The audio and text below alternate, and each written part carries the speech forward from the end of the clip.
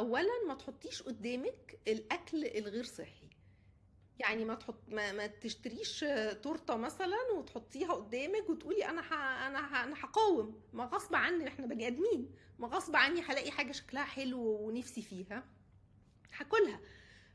فاحسن حل للموضوع ده ان ما اشيل الجزء الانهيلثي ده من وشي خالص، اخبيه، اشيله من قدامي. حتى لو يعني يا ريت يبقى طبعا للعيله كلها، بس حتى لو موجود غصب عني بقيت عيلتي او بقيت الناس اللي قاعده معايا في البيت بتاكلها، اشيلها من قدامي، اشيلها في مكان بعيد عن قدامي، واحط مكانها حاجه هيلثي. عشان كده احنا عاملين الوصفات دي علشان بدل ما اكل كيكه غير صحيه معموله بسكر ودقيق وكده، اعمل حاجه صحيه تبقى هي اللي قدامي. لو نفسي في حاجه حلوه قوي هتجنن على حاجه حلوه، اخد حته منها بدل ما ما اروح للحاجه اللي مش هيلثي. دي نمره واحد.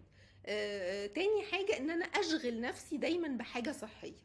دايما مثلا التمارين والرياضه والحاجات دي آه، يعني زي ما بيقولوا كده بترفع الهرمون الشبع وبتقلل هرمون الجوع.